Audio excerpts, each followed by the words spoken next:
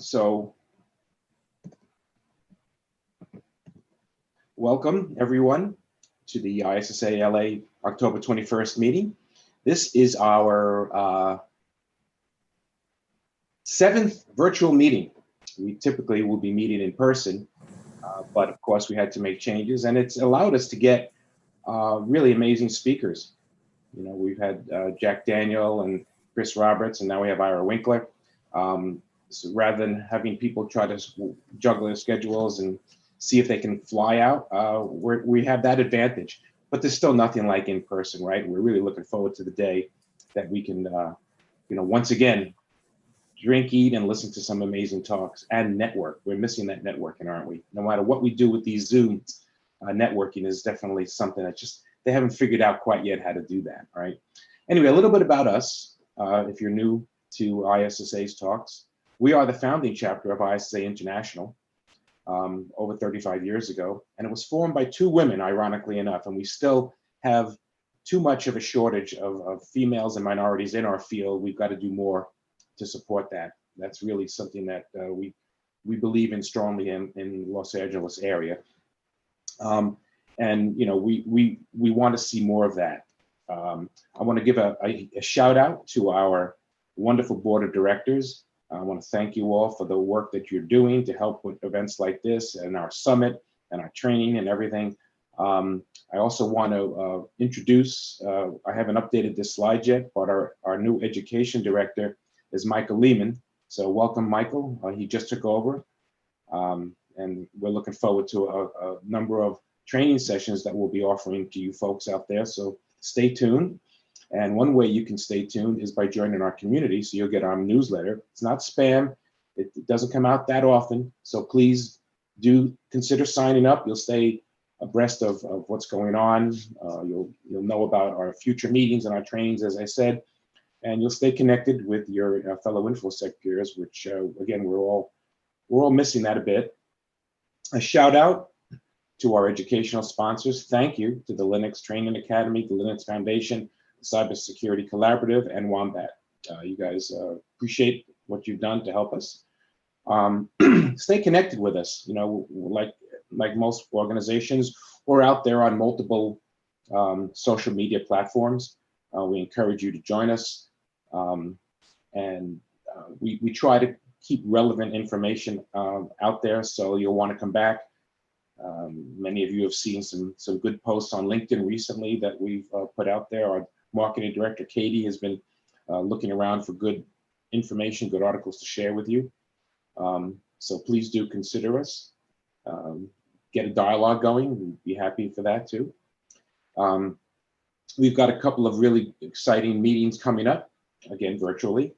We're going to talk about hiring during the pandemic. We have a panel of recruiters and other technical experts who will talk about, you know, hiring. And then in December, depending on how the California voters vote, we're going to talk about the California Privacy Rights Act, which is on the ballot. It's trending that it's going to pass. So that's going to have a major impact on anyone who wants to do business in California. And I mean major. So you really should check this out.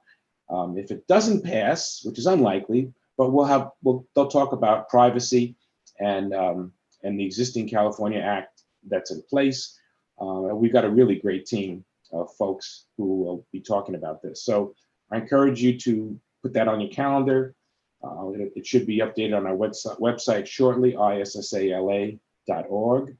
And that's all I've got about ISSA. I'm going to be turning this over to our old friend, Ira Winkler. And I don't mean that old as in years, but old as in we just love you for so many years.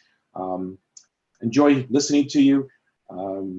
He will not bore you, that's for sure. Ira's passionate about it, what he does, his work. So thank you again, Ira, for joining us, and it's all yours, my friend. My pleasure. Let's find the right presentation and where this is.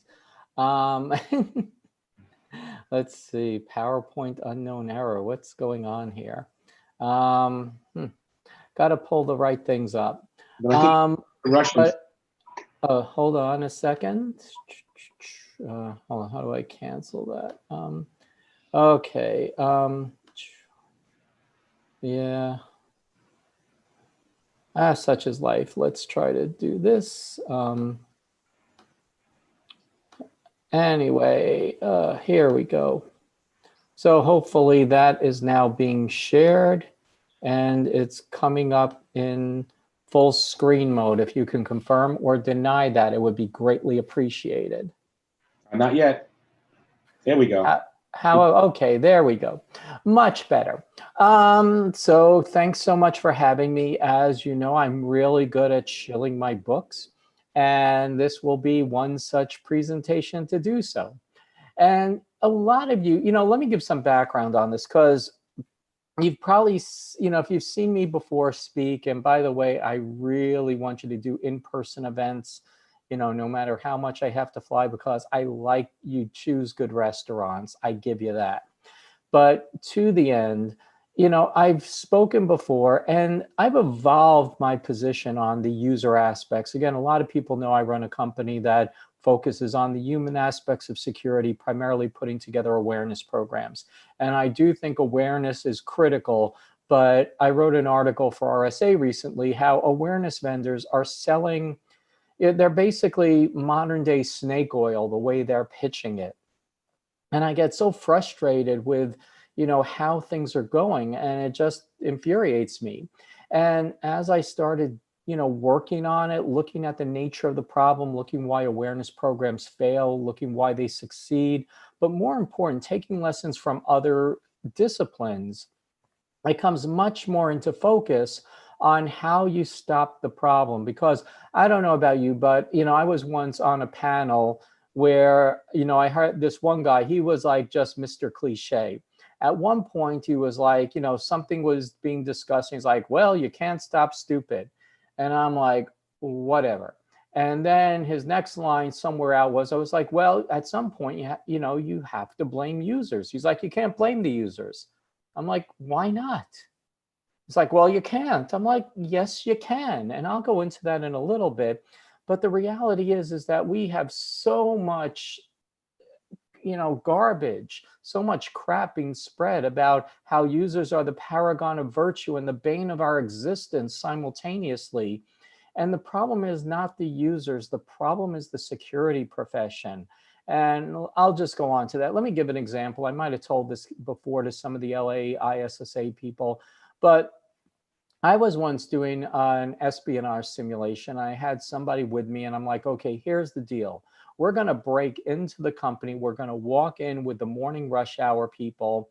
We're going to ignore the receptionist who might or might not try to stop us. And we're just going to follow people in, generally to the left to go into the employee areas.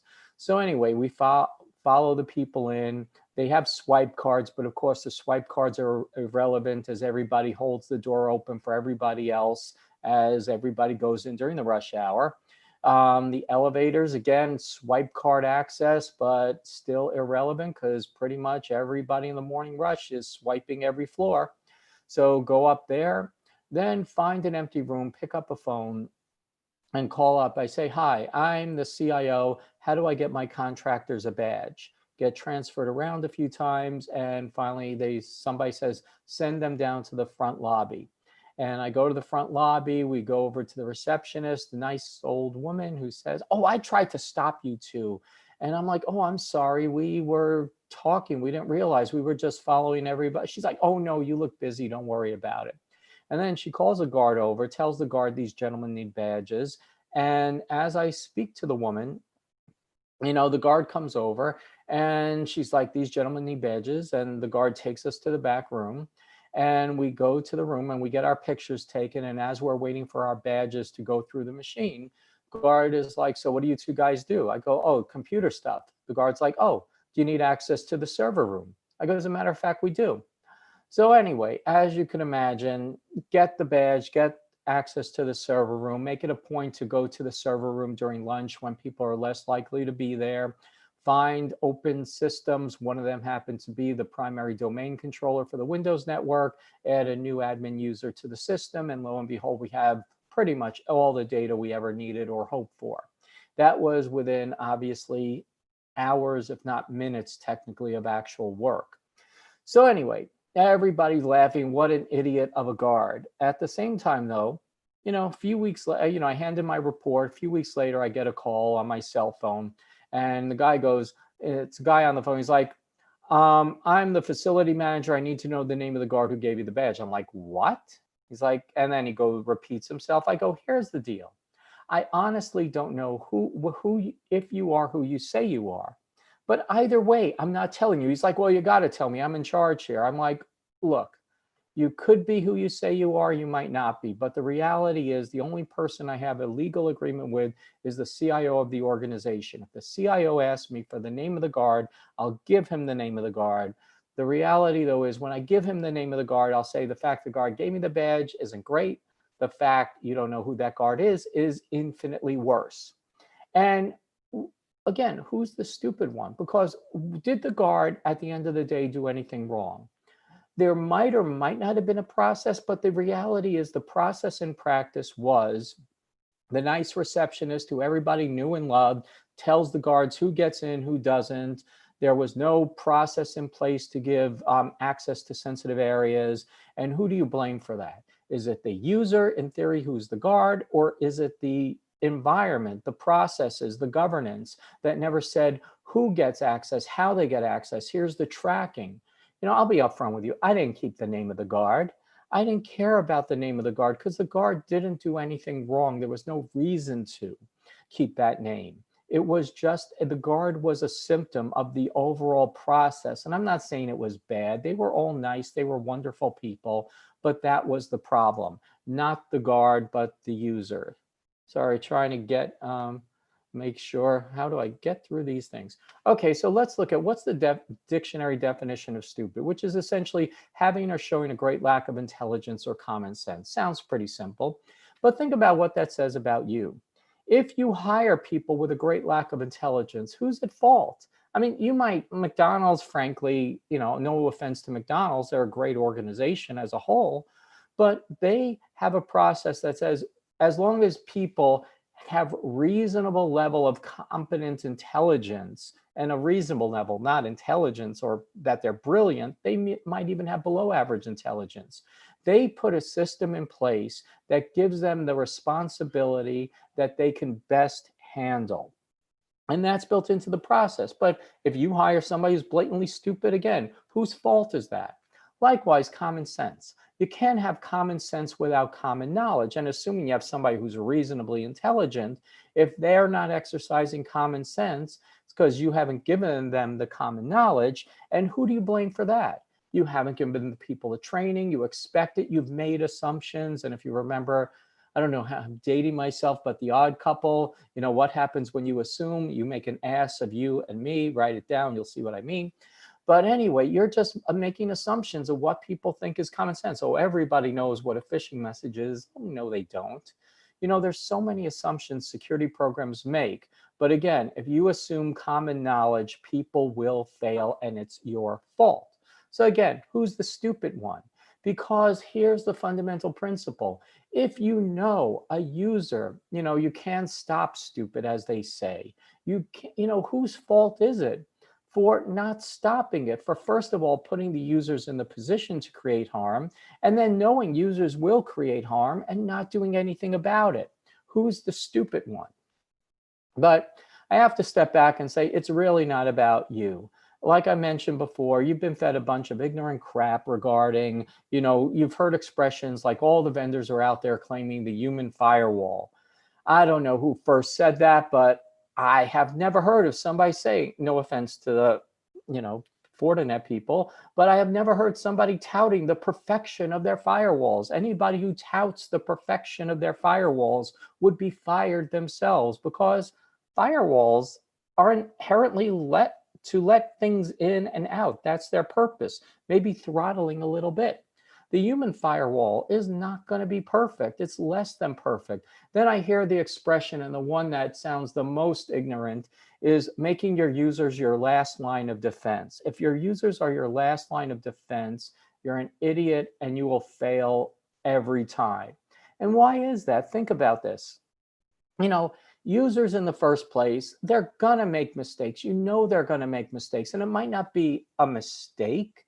Maybe it is a lack of awareness. They have that. Maybe they're going to have other things. In my book, I talk about the compliance budget, which basically says you might have users having competing requirements of their time and effort.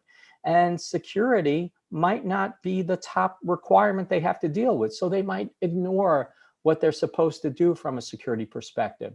Likewise, you're totally ignoring the concept of malice. What's the 3% of users are sociopaths or psychopaths. Those 3% will do harm to you if given the opportunity and they think they'll get away with it. And if you let a sociopath, which is 3% of your employees, be your last line of defense, you deserve every throttling that you get. So anyway, then there's the first line of defense. No, it's not the first line of defense. I'll talk about a strategy, but you can't have your users as your pinnacle of security with regard to human error. That is just ludicrous. Anyway, then you have Broscience. You have people who read the wrong books. They're like, Broscience, like I work out a lot. You talk about the bros in the gym. The bros are like more protein, bro, creatine, bro, all that. They don't know what they're talking about half the time. They just know what other people have been telling them. But, things like, there's like, for example, in the awareness field, you see a lot of people talking about Cialdini's book on influence. That's actually great for social engineering. In other words, violating, security awareness. Why? Because influence is about dealing with somebody one-on-one. When you're putting together an awareness program in an organization of any significant size, you do not have the luxury of dealing with people and influencing everybody one-on-one. You have to look to more social sciences like sociology, like organizational psychology, like group dynamics and so on, not psychology, not influence and so on. And anyway, here's the problem. All of this is focusing on the proximity of the error as the cause and prevention of the error. That is fundamentally a losing problem. And I use the example of, it's like basically we're saying if a canary dies in a coal mine, in the awareness field, we need healthier canaries. That's absurd. Let's be honest. First, you don't want canaries dying for a heart attack because that'll freak people out. But your canaries are essentially meant to die if there's a problem with the system. Your users are a symptom of the problems with your system. Much like a canary is a symptom of problems with a coal mine, your users are your symptoms of what's wrong with your security programs. Here I have Newman. Hopefully everybody knows who Newman is. If you don't, I hate you. But in this regard, here Newman himself is not a factor in the slide, but I'm here representing the field of accounting. Accounting, just imagine if a CFO walked into a board meeting and said, you know what, we just had a $20 million loss because somebody made a mistake. We can't blame the users. And, you can't just stop. Users are always going to make mistakes. They would fire that CFO before he finished his sentence. And why is that? A CFO's job is proactively to determine where financial losses can occur and how to best mitigate those financial losses. And that includes, the CFO would never say, oh, well, we had people involved and people always make mistakes. No, CFOs fundamentally acknowledge people are the source of the problems because they go ahead, they enter data, they take out data, they misuse data, they can be malicious, they can steal money, and they have systems in place proactively in how to deal with user accidents, user ignorance, user mistakes, and so on.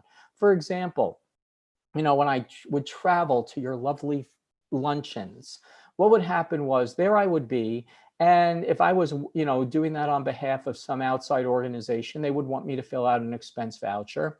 And I literally had this case where I once had a $3,000 expense report rejected because I did not have a $4.53 Frappuccino receipt. Believe me, I was pissed. That's how I remember this number. And what happened was, did anybody say, oh, that's so unfair, all this paperwork, it's so burdensome? No, financial processes are in place because whether we like it or not, people do make errors, people do commit fraud. And somewhere along the line, somebody said for every travel expense, because that's a good use of fraud, great potential for fraud, we want receipts for every charge. And they say that. Nobody ever says, oh, but it's unfair to the user. No. Likewise, how many people, if they don't fill out their time card at the end of the paid period, they're not going to get paid. Nobody ever says, oh, that's so unfair. Everybody says, no, we're paying you to do your job, and like it or not, that is a part of your given job. We don't do that in cybersecurity. And again, that's our failing. Here's scuba diving. Some of you know I'm a master scuba diver trainer. I love scuba diving. I became a trainer, not really because I wanted the money or to do it as a profession, but primarily because I wanted to just dive more, and this was my way. Here's a picture of a basic certification class. Now, what happens is, I don't know if you could see it, but the bottom right side is probably the instructor. And why I say that is he's watching somebody who's attempting to do what would be referred to as a neutral buoyancy exercise. And that person is supposed to certify probably the 4 people who are surrounding him. And what happens is he has to look at one person at a time. And the first time I ever heard, and I'm going to come back to this in a second, but the first time I ever heard the expression, you can't, with a T, stop stupid, was when I was taking my scuba instructor course. The course director basically said, yo, no matter what you do, you can't stop stupid. And I'm like basically sitting there thinking, all this instruction that we're taking is to stop stupid. When you think about it, scuba diving is statistically safer than bowling. And the reason is, before people first can take training, they have to take like dozens, if not more than 100 hours of online or in-person training on essentially scuba safety. That's number one. Then before you put them in the water, they then have to go ahead and take they have to get a medical evaluation or fill it out to make sure they're not going to have a heart attack and die. You then also put them in a pool, make sure they're comfortable floating for 10 minutes, and also making sure that they can swim a few hundred yards. We don't really care that you can swim. We just care you're not going to freak out in the middle of the pool. Then once we think, okay, you're kind of safe to put in equipment, we check out all the equipment and we make people get in like knee-deep water, or just enough, like 4 or 5 feet water, just so that when they kneel down, their heads will be below water. Why? Just to make sure they're not going to freak out. When we're comfortable, they're not going to freak out. We then slowly take them to the deeper ends, and then we just have them get comfortable, maybe do a few skills until at some point we think they're ready to go into the real water. The real water isn't necessarily real water. It's usually could never be more than 30 feet deep for the first time. We usually not more than 15 feet deep. We give them briefings before we take them. We know where all the medical equipment is. We know where the hospitals are, the hyperbaric chambers are. Then we make sure, frankly, the facility has insurance, the school has insurance, the instructor has insurance. We even take out a health insurance policy on each of the students, just in case something goes wrong. So there's insurance covered, and then we give them a thorough briefing and all that. Then you see we put them in water. The second person up on the left, is there supposedly demonstrating a neutral buoyancy exercise. And you can see the instructor has to watch it. But just in case, something that you don't normally, it's hard to see, but in the background, there is a dive master assistant instructor. Because when I take people to dive, if I have more than 2 people, I always get an assistant instructor or dive master to come with me to keep an eye on everybody else. Why? Because one time, even though you tell people not to stay on the platform and wait for you, there was one guy who decided he wanted to explore under the deck. And of course, I saw him out of the corner of my eye, but by that point, the assistant instructor pulled him out and put him on top. Why? Because somebody is going to do something that you would consider stupid. The reality, though, I was not stupid. I had everything in place to prevent the other person's stupidity from causing damage or whatever.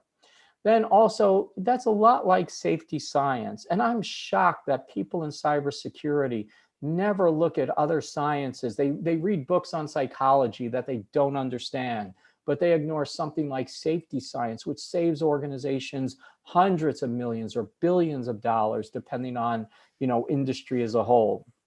And safety science looks at the user as a part of the system. Like a computer, the user is just part of the system if you adopt safety science. And a safety incident results not because a user failed, but because the whole system has failed. If somebody gets injured, like they hurt themselves using a piece of equipment, It's not looked at that the user themselves was the ultimate cause, and I'll talk about this a little bit in the next slides, but essentially a user, there used to be the old school of safety science, like why did the user do something stupid? Currently, it's the user or the person, the worker. If they get injured, it's a failure of the whole system. And when somebody gets injured, they have to review all the enabling factors, figure out why the person was in the position to injure themselves, why the injury actually occurred, and then how do you stop that injury from actually creating damage in the future? Because at the end of the day, the user is the proximity of the error, but the proximity of the error is just a symptom. It's not the cause of the error. And that's the most critical factor to understand. So, we have the Boeing 737 MAX planes, and that, those resulted in 2 plane crashes. Both 2 737 MAX jets crashed, and everybody was like, wait a second, it must be the pilots, because we have thousands of 737s that have never crashed and stuff like that. But all of a sudden, these planes were steering themselves straight into the ground. And why was that? Well, not theoretically, what really happened was on the 737 jets, without getting into too much technical detail, on the sides of all airplanes, they have what they call these AOA sensors, angle of attack sensors that say whether a plane's going up or down. Now, what happened was on previous versions of 737 jets, if there was a discrepancy between the AOAs on either side, they would then go ahead and give a warning, and the pilots would know, hey, we've got a problem indicating there is, like, the plane might be going up or it might be going down. And what happened was they just let the pilot take over. Well, with the 737 MAX jets, they had that little warning feature is now a paid option that many airlines chose not to pay for. And of course, that created a problem. And then also the training involved. Nobody ever said, okay, we have this difference now. And one of the other differences was that it basically said if there was a discrepancy, the plane is going to assume that it is going down. Now, for those of you that have never taken a flight lesson or not familiar with this aerodynamic concepts, when a plane is going down, the way to get a plane to go up is to pick up speed.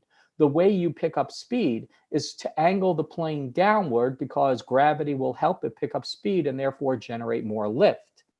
And sounds counterintuitive, but that's the way it works. However, the AOA sensors never said, okay, we're picking up speed, now we can have more lift and angle back up again. They just kept picking up speed heading down. Now, some pilots were fighting the plane where were able to recover. Other pilots were able to, other pilots recovered, turned the autopilot back on, and then the autopilot steered it back into the ground. And that created problems in itself. But was it pilot error? Or could the pilots have actually saved the plane? The answer is yes. If the pilots did everything perfectly and made assumptions that they were never trained to make, yeah, they could have saved this. But where did the problem actually start?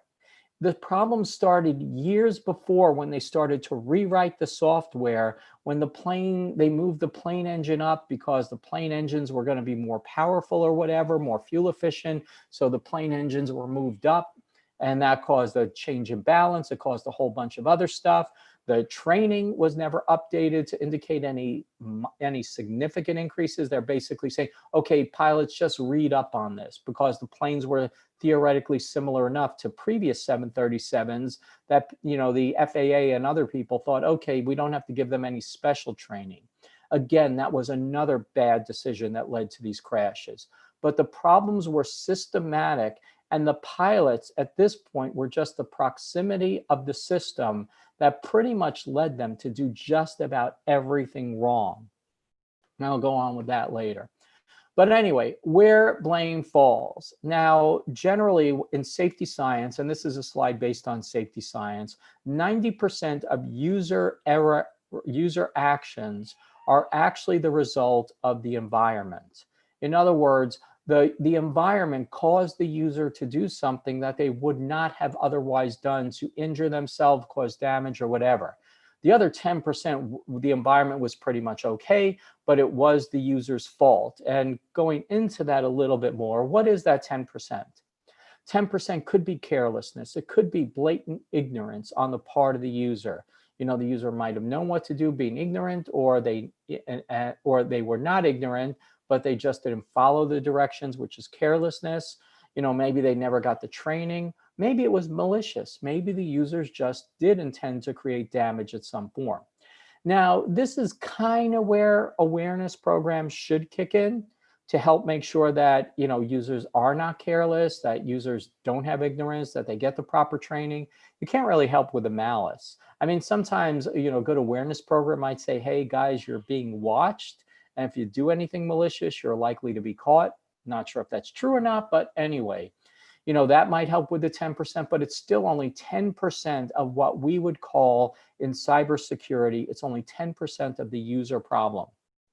Now, awareness is still only going to be 20% of the 10%. This is essentially what you would call applied behavioral science. Applied behavioral science has the ABCs of applied behavioral science. A is supposed to stand for antecedent. Antecedent is essentially awareness. Awareness is telling people, here's the nature of the problem, here's the solution, please do well. So in other words, awareness, antecedent is supposed to drive or influence a behavior. A behavior is executed, a behavior is practiced, that behavior generates a consequence. The reality from applied behavioral science is consequences drive 80% of behaviors. Antecedents only drive 20%. So for example, I use, the iconic example I use is server in a restaurant comes over, it tells you that the plate is hot. You're like, wait a second. From all past experience, I see you're carrying that plate. I've had plates that weren't hot in the past. Either way, you're telling me the plate's hot, you're carrying it. I'm a man, give me that plate. I grab the plate, singe my fingers, skin falls off, but I put down the plate acting like I'm completely fine. But then the next time what happens is I have singed off all of my skin. Server comes over, even with an ice cream sundae, I'm going to tell the server, okay, please feel free to put the plate down in front of me. Why? Because I had a behavior that generates a really bad consequence, and therefore I'm going to behave differently in the future. However, let's say the server came over and said the plate's hot. I grab the plate is not hot. Am I more likely going to grab that plate in the future? Absolutely, I'm going to grab the plate because the server came over and had a bad judgment regarding what I think is hot. So anyway, that's one case. Now use the example of telling people, for example, in awareness, hey, you're not supposed to reuse your password for your personal account on your business account. And most people go ahead and say, you know what? That's interesting. But the reality is I don't want to learn a new password. So I'm going to use that password on multiple accounts. Now, what happens when they use it on multiple accounts?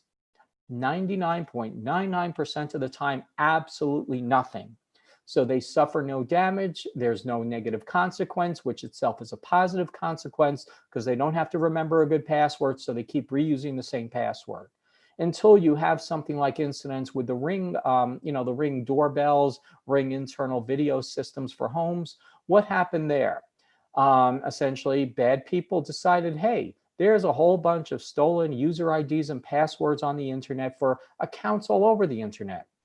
Maybe somebody is reusing their user ID and password on their banking account, or maybe their PetSmart account on their Ring account.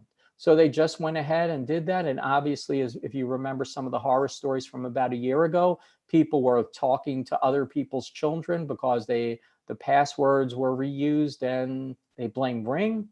The reality was they didn't implement better security protocols that Ring had available. They reused their passwords. So yes, it was the bad guy. Why? Because they never suffered bad consequences before. So now adopting another type of science, I call this from counterterrorism, the concept of boom. Boom in terrorism, everything left of boom is what happens before an attack occurs. Everything right of boom is what happens after the attack occurs. In counterterrorism, you're supposed to essentially have different groups of people working on different aspects to both stop an attack and be able to better respond. So for example, prevention might be figuring out who the bad people are, and stopping the bad people from existing, either through hunting them down where they happen to be, maybe take away their financing or whatever, and you have a group of people responsible for that. You also have a group of people responsible for strengthening potential terrorist targets to stop the bad people from reaching it, to stop the effects of damage proactively, and so on.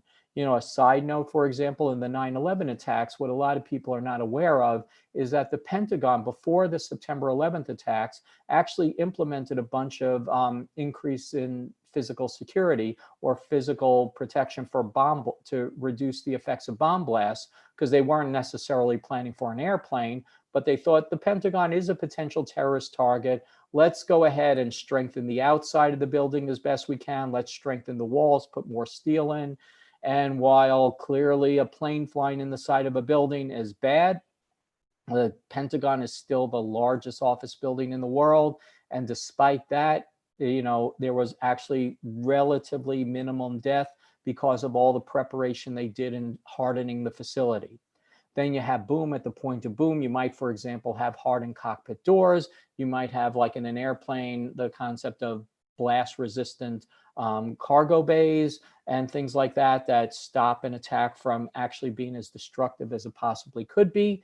But then simultaneously, you also have other people doing response, recovery, and resilience. These are people who are figuring out, okay, if there is an explosion, how do we make sure that first responders get there safely? You know, we have to prepare for secondary explosions. For example, what happened at the Boston Marathon bombings. How do we protect the first responders in the wake of that? What happens if there's radiation or poisonous gas or whatever? We need to plan for that. We also need to make sure there are enough hospitals.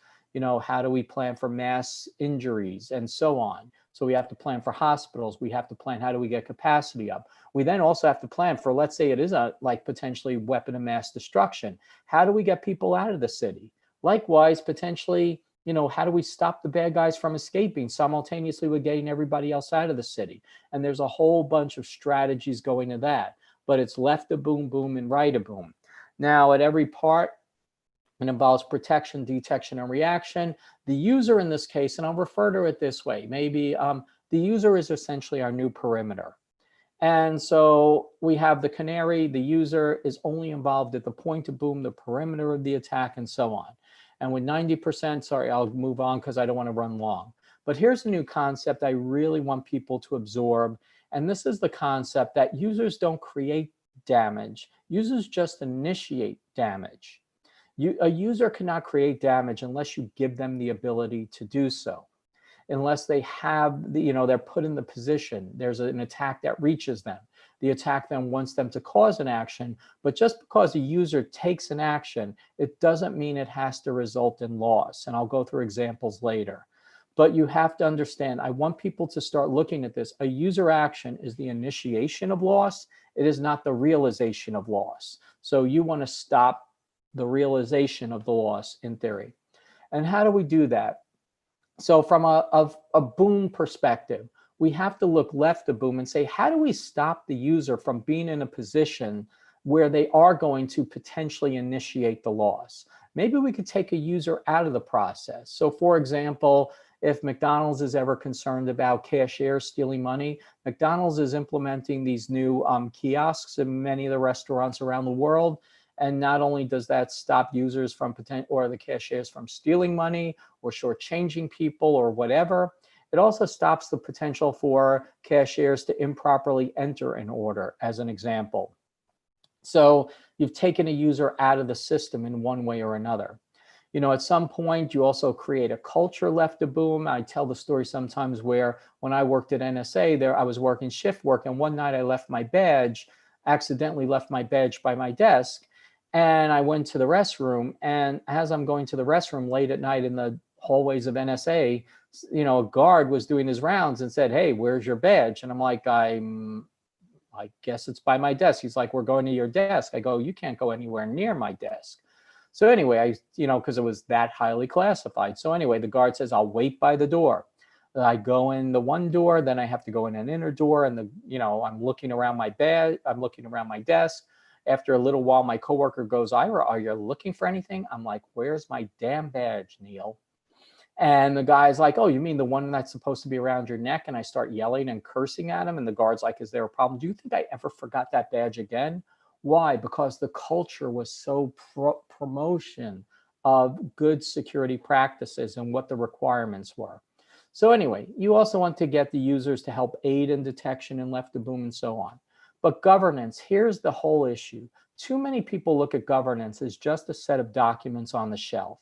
What governance is supposed to be from start to finish is how does your organization do everything? If it's financial processes, how are financial processes managed from start to finish? From an organizational process, what is from taking data in to putting data out? Every action should be driven not by a user making a good decision randomly, but by some set of official governance, ideally documented in how users are supposed to act.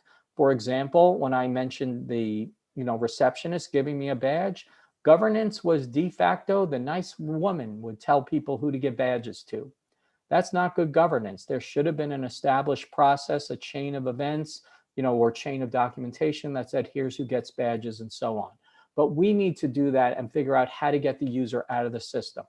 At the point of boom, the user is presented with the opportunity to initiate a loss. Do they actually do it? Do they detect it? Do they sound the alarm? And remember, this can be either from accident, carelessness, willful, malicious, forced, or whatever the case is. But the user is now in a position to initiate loss. And we have to create, for example, user experiences. In cybersecurity, we don't consider the concept of user experience well. How do we lead the user to making a good decision? And then we combine that with awareness and how to do it. But more important, and I'm going to have, I think this slide covers it, awareness should be 90% of awareness should be how to do your job right. Too often, we are creating awareness programs that are training people to be Elmer Fudd's, always on the lookout for the wascally wabbit. We're training people, okay, be aware, there are bad people out there. Elmer Fudd was always looking for Bugs Bunny. If Bugs Bunny put on a dress, Elmer Fudd couldn't recognize him. That's what our users are being trained to be, because we're training them. Oh, bad people will tell you this, but then the user's like, well, they didn't tell me this. I wasn't, that wasn't part of the awareness training. Maybe they're okay. You need to tell people how to do their jobs right, not how to be afraid of doing their jobs wrong. I'll cover an example later. But right a boom, what happens is despite your best efforts, a loss has been initiated. And here's the issue. Does your environment expect it? Are your users, like, for example, do your users have admin privileges that allow them to download malware? Maybe you're also using a product like Fortinet as an example, since they were kind enough to sponsor. Are the systems configured properly, and they allow data, and they stop things like data leaks from going out, and they stop malware from coming in, or whatever the case might be. Are there additional protections? But are you providing essentially a right of boom? Have you created a technology environment that expects users to do the wrong thing? And I'm not saying, users doing a bad thing, but users just doing what you don't expect them to do. Again, the concept of you can't stop stupid. If you expect your users to make a mistake, which I promise you, no matter what you do, they will initiate a loss. If your environment doesn't stop that, again, you are the stupid ones. This whole principle of you can stop stupid is not the stupid user. It's the stupid environments, the systems that we as cybersecurity professionals have created. Anyway, more important, do you go back and analyze the incidents? What caused it? What enabled it? I mentioned the whole concept of scuba diving before. One reason why scuba diving is so safe, why everything happened, why there's paperwork to everything. If you've ever been certified as a diver yourself, you had to fill out a variety of paperwork. Why is that? Because the diving instructor organizations like PADI, like SSI, they've gone through and figured out how do scuba incidents occur? What would have stopped them? What would have stopped the, the insurance liability? How do we go ahead and better protect users, instructors, students, everybody, and have a safer, more enjoyable dive experience? They do that. In the medical world, They go back. If somebody dies during a surgery, they don't say, okay, Mr. Surgeon, why did you accidentally, why did you cut that artery that you should never have cut? It's like, well, that one cut was the result of 10,000 other decisions that occurred. Let's look at those 10,000 other decisions.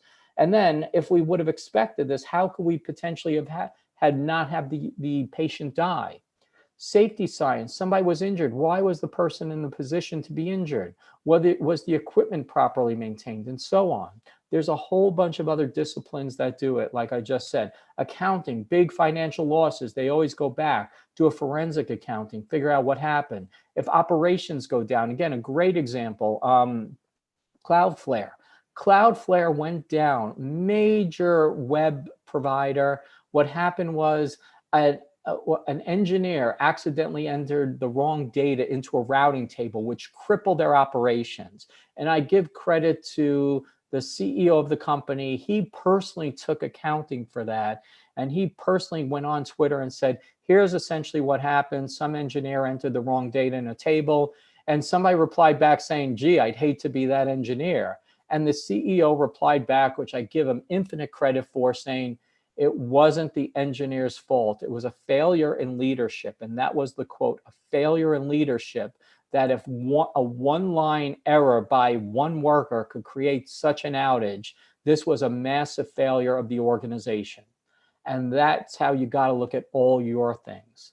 So again, if 90% of incidents come from user-initiated loss, because you look at the Verizon data breach report and everything else, maybe you could do this for pretty much the rest of your losses, the other 10% and so on. Anyway, let's use an example. We're going to be, I don't know if we'll ever have to fill out tax forms again, but looking at, and let's have the example for where W-2 fraud. I'll use that here because this is going to be coming up in a few months pretty soon anyway. What happens is somebody goes ahead, bad person says, hey, I'm going to pretend to be the CEO. I'm going to find an HR person on the internet, on LinkedIn or something. I'm going to send them an email message saying, I'm the CEO. I need you to send out all the new W-2 information to our new accounting firm. Well, what happens is when a bad guy does that, perhaps you're using DMARC or other, filtering, and you go ahead and you stop the messages from coming in saying this is a fraudulent message. Or what you can also do is your spam filters and everything else should start tagging it, deleting it. It should say these messages are external, which provides for a better user experience.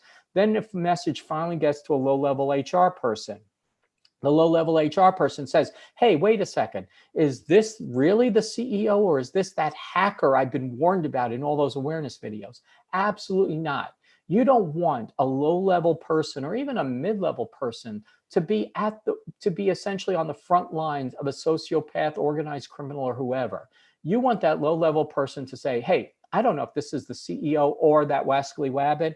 Either way, the process for releasing W-2 information, which is PII, is I'm not allowed to do that. I need the head of HR to handle any request for the release of PII. So I'm going to forward it to that person. That person has to get the approval of the general counsel or somebody or whatever.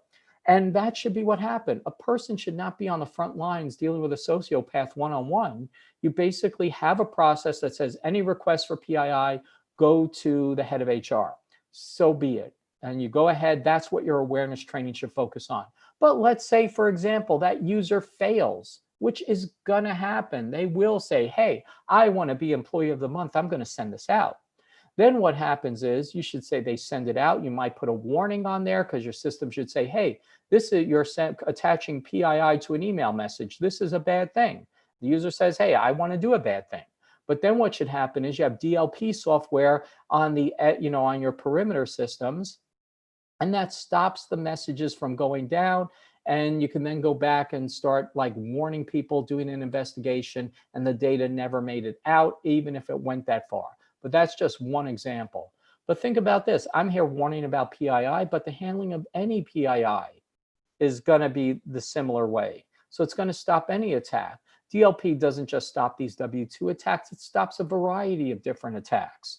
Again, filtering of incoming email on servers, again, a wide variety of things, warning for attachments and so on, stops a whole bunch of different user-initiated loss. But again, If you can mitigate 90% of all the attacks, which, the DBIR says 90% of all attacks result from, I'm going to paraphrase and say, user initiated loss, you're probably going to take care of the other 10% as well in a big way. I do have to say, because a lot of people say, oh, gee, you're making awareness sound like it's unnecessary. I'm like, no, awareness is still mandatory. Every time a user sees a message and doesn't click on it is a success. Every time a user doesn't take an action that they otherwise might is a success. We just don't keep track of that. But again, most of the time, awareness is too much about, what are the bad things that could happen, as opposed to how to implement governance properly, which is what it should be. But awareness is still mandatory because it's a valid and viable risk reduction tool. Because again, for a user to fail, your whole technology environment had to fail. And you need every step along the way to be as strong as it reasonably can from a cost perspective. And awareness training is one of the least expensive mechanisms you have at your disposal. Likewise, and here's probably the most important slide. Are you throwing around a bunch of tactics for the user problem, as I guess we refer to it, or do you have a strategy? I'm proposing a strategy. In other words, adopting safety science, counterterrorism to look at a potential problem and say, oh, gee, well, we should have awareness training. Okay, let's buy awareness training. Okay, we need DLP. Let's buy DLP, or we need something else. Let's buy that. You need a strategy to stop these losses. As opposed to, again, we're just throwing tactics at it depending on which buzzwords in front of a CISO at a given time. But the most important takeaway from this is, again, your users are just your canary in the coal mine. For a user to fail, for a user to create damage, your whole system has had to fail. And that's critical. Oh yes, second most important thing to take out of this, you have to buy my book, because this is the most brilliant things that's ever been presented. So tiny.cc/stupidbook. And Richard, I am done. So you could take over and I can answer questions if I didn't eat up all the time. Thank you, Ira. Josh, do we have any questions for our illustrious speaker?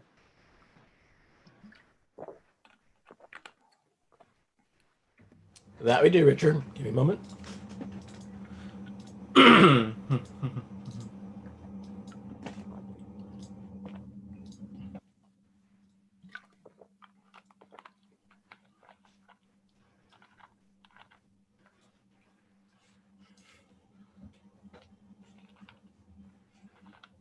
All right. Ira, any of those you want to tackle? Reference, you should read it. No offense, I haven't, but sounds good. LA County, which do better, accident? I can't see the rest of it because all I see is Richard's face standing at the end of this thing.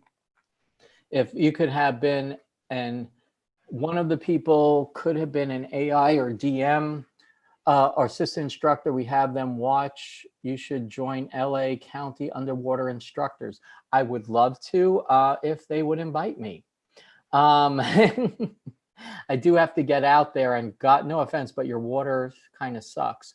My reaction to conception disclosure, which is the conception disclosure? I'm sorry. Does somebody have details on that? I don't know what that is. Okay, good. I don't feel completely stupid if Richard doesn't know it either. Yeah. So now I'm just potentially minorly stupid. But you can stop stupid, don't worry. Yes, I can stop stupid by doing the research, but if I do that, I will shut my screen off and I won't see the rest. Was there another question? There was another question I didn't see well.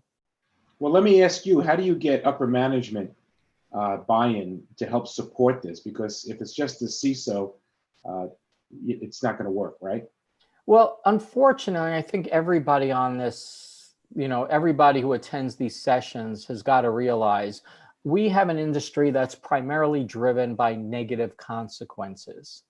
And frankly, you need to go ahead and say, okay, we have negative consequences. How are we going to go ahead and proactively do that? And people don't want to spend money. They don't want to change their processes, but you need to be, as an awareness person, you are representing the users. And I think a lot of times to adopt what I'm saying, we need to have awareness people start stepping in and say, hey, I'm here for awareness, but if you want me to actually stop the real problem, I need a bit more responsibility. I need to start looking at governance. I need to start taking effect. There's also the concept that a lot of people don't have is the, like I always tell people, you get the budgets you deserve, not the budgets that you need. And the problem is people need to start figuring out, okay, what are the issues that they're facing? And make a good financial case for this, make a business case. All too frequently in cybersecurity, we don't basically go ahead and tell people in cybersecurity, you know, here are the fundamental losses that we're having. Here's the nature of it. Here's a strategy to address these losses. And frankly, you see all these significant losses. Like if I were going to make the case to a CISO, I'd say, look, here's the problem. 90% of all our losses result from user action. I need a strategy to address user action. So, you know, that's the best way I can say before eating up all the time and trying to figure out, yet blame the owner where 34 people died. I don't know the reference to that. Oh, you're saying the conception disclosure, the conception boat fire. Sorry, audit process. Again, I'm still not familiar with that enough. Are you making a point that the audit process is in control? Sorry, I still only see Richard face. Audit processes and controls, things like MITRE attacks, social engineering, physical security. I don't see the end of that comment, but yes, I am making a point that processes and controls need to be adopted for different types of attacks, but you need a process to do that. When an incident happens, you need to have a comprehensive audit that shows why did this happen. Again, when a financial loss happens, they have forensic accountants go back, they have the whole accounting team. They're like, why was this initiated? How did we get away? What processes need to be changed? We don't do that. We just say, oh, we need better aware users. Is not pure. Yeah. Yes, this is, again, it's not purely technology. Too many people ask me, where would I start first? I once had that question, and I'll paraphrase an answer here. I'll paraphrase the answer. But somebody once said, where am I going to start? Am I going to start with awareness or putting technology in place? I go, no, we need to start with governance. We need, as security professionals, to understand how are people supposed to do their jobs. And when we know how people are supposed to do their jobs, we then need to figure out, okay, how do we provide an environment around the user to do their jobs in a secure way? And then likewise, the awareness training then comes in and says, how do we implement the security well for that set of technology and for the governance so the user knows what to do and how to do that? Let's see, NTSB released a report today. Okay, yeah, again, I'm sorry, I'm not going to have a chance to go through everything about the conception hack. I appreciate that, and we'll look into it because it looks relevant. But I think I remember this. This was a case where I think it was a dive boat that caught on fire. I honestly don't know a lot about it at this point to go into that. Sorry about that. Yeah, I mean, so basically the point, one of the key points, takeaways from this is that people are doing their jobs, and they have responsibility for their jobs, right? And to expect them to take on our roles as security professionals is just ludicrous. Yeah, our job, and here's one of the key things. I once gave a presentation, I think at the ISSA meeting back in 2010, called the Department of How. Security has to be the Department of How. Too many people have not addressed these points. That's all I could say. You know, too many people are looking at the user problem, and maybe it's because we have it vendor driven. No offense to any of your vendors who are sponsoring this. You know, I can appreciate, for example, you said, I'll give credit where it's due. Wombat is now part of Proofpoint. They're one of your sponsors. Wombat is, again, an awareness tool, fairly okay, you know, fairly decent awareness tools, but it's part of the Proofpoint family. And Proofpoint has a bunch of infrastructure that stops the damage. And one reason that Proofpoint and organizations like Mimecast and others, you know, acquired an awareness company is because they realize that awareness is a piece of the puzzle that they're solving. You know, they're solving what they consider the human problem. And Wombat as part of Proofpoint provides a much more complete solution than just any other awareness company, because it provides for things like DLP. It provides for other securing of the environment. And that's how we have to look at the problem. The problem is not the users are unaware. The problem, again, is that users are in the position to initiate loss. And how do we proactively stop it through governance, technology, and awareness for them not to initiate the loss? And I hate to say it, but somebody posted people, process, technology, that order. I unfortunately disagree. Process, technology, people. You know, process and technology and people are almost simultaneous. People are in your organization to perform a function for the organization.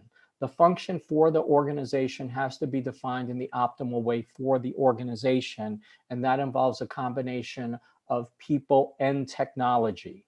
People are the users of that technology to implement the process defined by the organization. You don't say, for example, a hospital is first the people, the process, and technology. A hospital is there from a business purpose, for example, to deliver medical care to the organization as a whole. Medical care to people. The fact is that, yes, they have technology to help with that medical care, and they have people to help with the medical care. The people are only there because of their ability to help with medical care. We need to have the process and how to do that right. So I hate to disagree with people who comment, but they are anonymous, so I'm not criticizing them. Regarding sharing, to Bill's comment, sharing my thoughts with ISACA, I am speaking at ISACA Eurocax, and I periodically work with, I've presented at other ISACA events, but if you have a new point of contact, I would really like to work, because I know they've changed leadership a few times. Well, at least once, because I remember they got rid of the CEO or who was ever in charge. And I'd like to get involved with the people who are doing this, because I did speak at Eurocax a year or two ago on, because they've been doing these debates on, the security culture, or they've had surveys and everything. And that security, when I made a comment like where I said, you can blame the user, or, the guy quoted saying, oh, you can't blame the user. That was ironically at the ISACA Eurocax keynote a couple of years ago.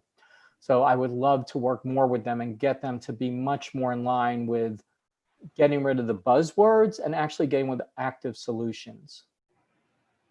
Yeah, I think we've all been in companies where something happens and the famous line is, well, what do we do now? That line should never occur. People should know the roles. They should know how to proceed.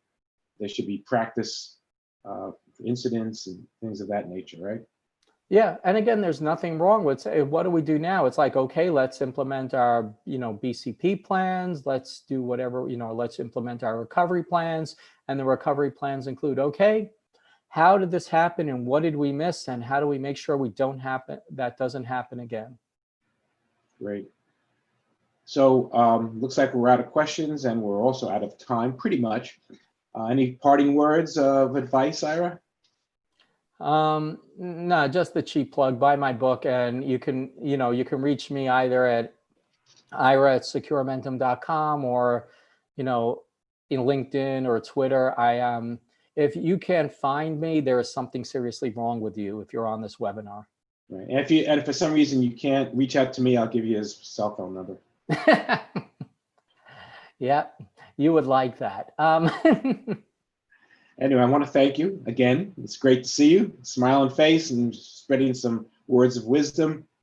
Thanks to our staff, our team that helped put this together. Josh, appreciate it. Ira, stay safe out there, and we hope to see you in person one day. Believe me, I am looking forward to it once again. Hopefully, maybe ISSA-LA, what is it? No, number 11, 12, whatever it is. Right. And you see behind me, right? You want to see those again, don't you? I know that's I would be cursing you out, except I know that's a fake background because I saw somebody else use it and I cursed him out, not realizing it was a fake background. Well, you could curse me out. I'm used to it. Yeah, I know, but not in front of all, I don't know how many people are watching at this point. But we have 7,243. I would love that to be the case, but I think you're lying to me, you bastard. Anyway, You know, it feels good though. Anyway, yeah. stay safe, my friend. We'll see you at some point in the near future.